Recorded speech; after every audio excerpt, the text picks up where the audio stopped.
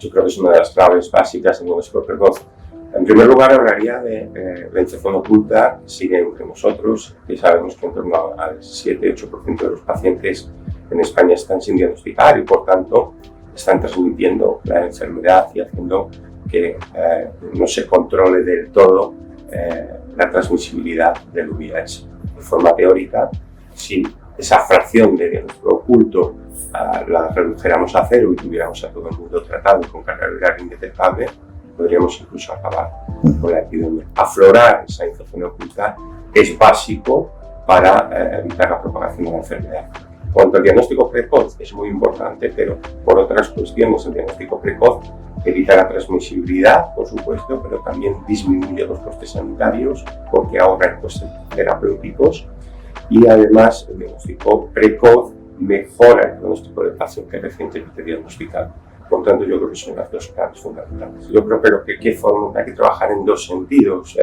Por un lado, con la población general, para quitar ese estigma que tiene el VIH, convertirlo en una enfermedad más que favorezca que la gente se teste del VIH y no haya barreras para que se realicen los test. Y en segundo lugar, trabajar con los profesionales para explicar la importancia que tiene el diagnóstico precoz y explicar la importancia de evitar las oportunidades perdidas en enfrentarse a un paciente que tiene riesgo de infección por VIH, bien porque tiene alguna condición asociada al VIH, o bien porque el paciente tiene prácticas de riesgo, y el médico tiene que detectar esto y pedirle la serología lo antes posible.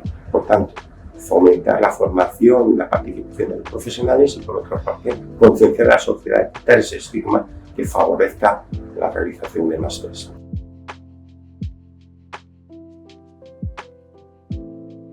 Yo creo que es súper positivo, ha tenido un gran impacto.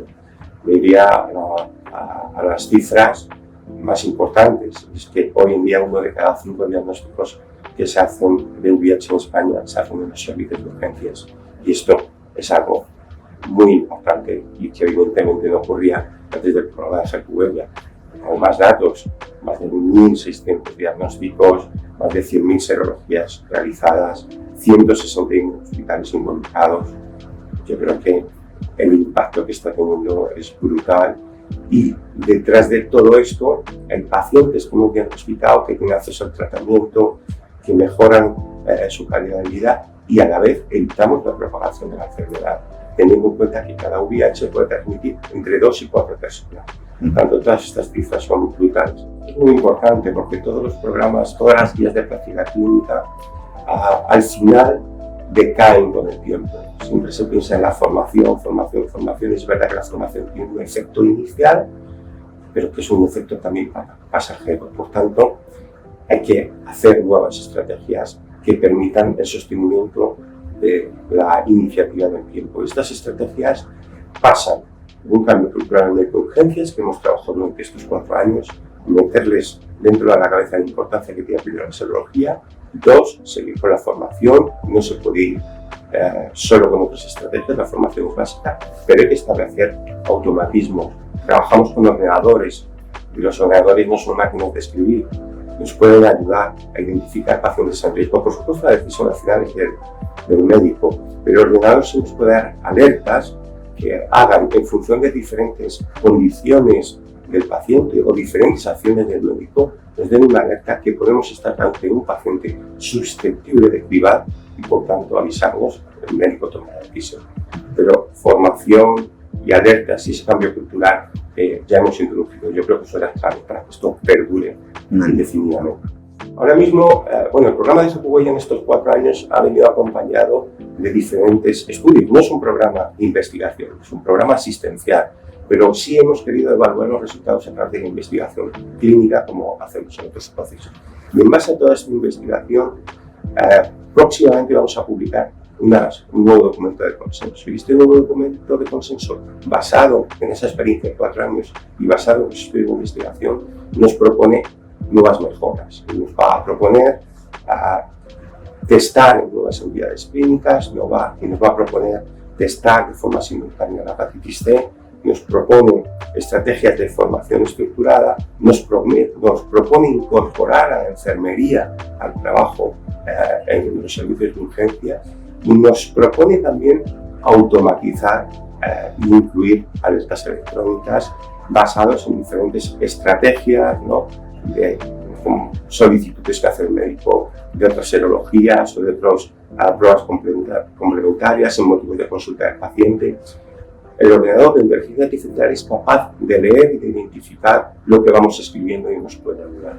Y por último, también queremos mejorar la información a los pacientes a través de cartelería que podemos poner en los servicios de urgencia, informando a la población que está siendo atendida en urgencias en ese momento de que el hospital está escrito este programa, que se fomenta la solicitud de serología de VIH y hepatitis C para mejorar la información que reciben, independientemente de que luego la información se la transmita al médico, pero de antemano que sepan dónde están y por qué se hacen estas cosas. Entonces es un entorno difícil, en primer lugar porque es un lugar de alta demanda asistencial.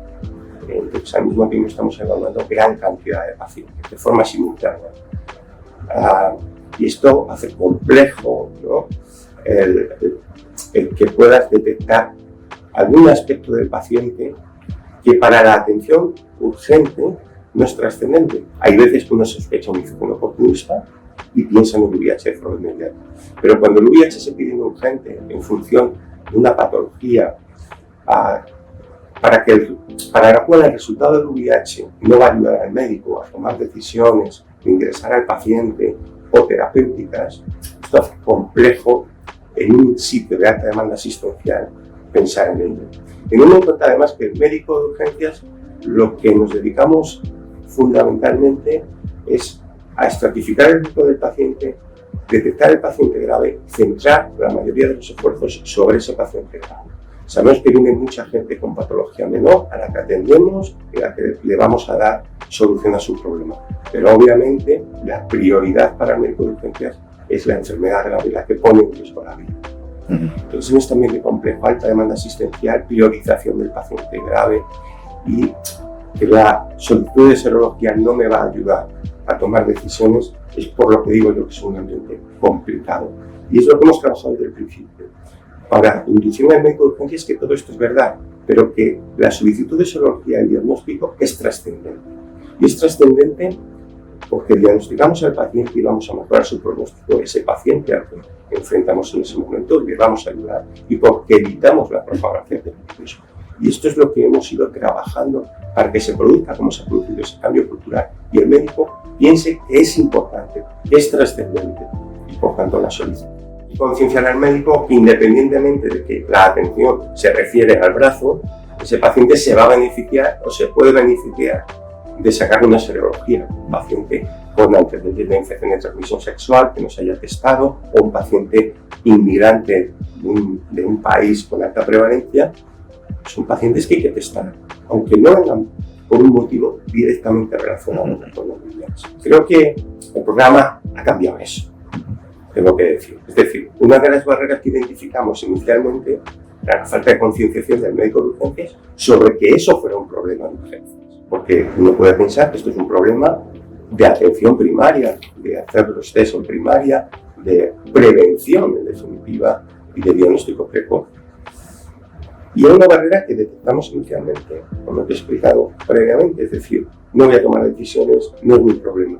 Ese miedo lo teníamos. De hecho, uno de los primeros trabajos que hicimos antes de poner en marcha el programa de Zatuella fue una encuesta a los 250 jefes de servicios de los 285 hospitales de España que cuentan con urgencias 24/7.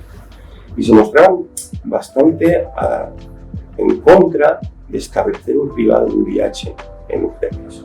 Por eso, viendo esa foto inicial, lo que hemos trabajado mucho es en esa sensibilización y en esa concienciación.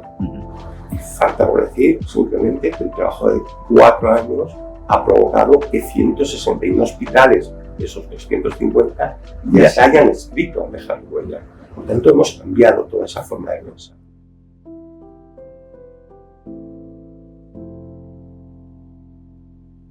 Totalmente.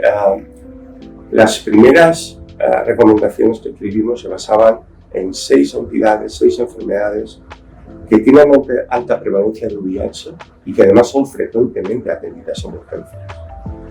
No se trataba de intentar hacer un abordaje universal o un abordaje a las 30 entidades relacionadas asociadas al VIH, en las que el Ministerio recomienda el test, sino ser mucho más específico para no cansar a la gente y para facilitar la formación. Claro, este dato que das y este dato que corroboramos nosotros con nuestros estudios nos obliga en estas nuevas recomendaciones a integrar la necesidad de pedir un test de VIH a pacientes migrantes procedentes de estas áreas de alta prevalencia. Es una cuestión que vamos a empezar a trabajar, que ya llevamos trabajando mucho tiempo, porque es fundamental. Muchos migrantes no han sido testados, vienen de áreas de alta prevalencia y hay que localizarlos. Y urgencias en esto es muy importante, porque en muchas ocasiones los migrantes tienen dificultad de acceso a la atención primaria o ni siquiera conocen muy bien el sistema nacional de salud. Urgencias es clave para atender a esa población, esa población que está en riesgo de estar ajena al sistema sanitario y que cuando tienen cualquier proceso intercurrente agudo, el nivel asistencial al que acuden es alto. Por tanto, aquí creo que los migrantes somos claves porque muchos de ellos no acuden a las reuniones. En mi opinión, en España no. Creo que no tenemos una prevalencia lo suficientemente alta como para hacer el cuidado universal.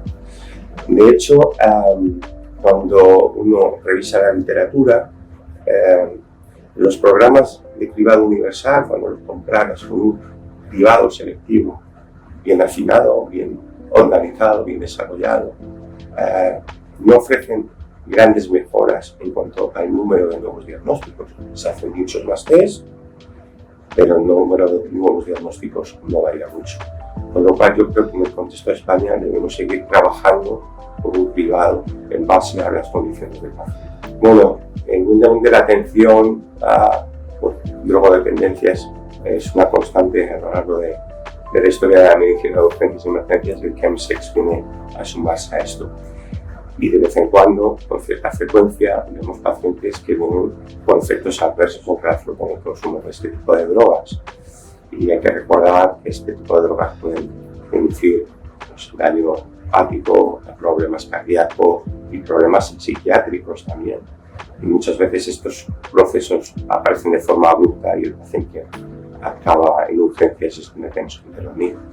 Es un problema que está aumentando en prevalencia y en incidencia de atención a salud en urgencia.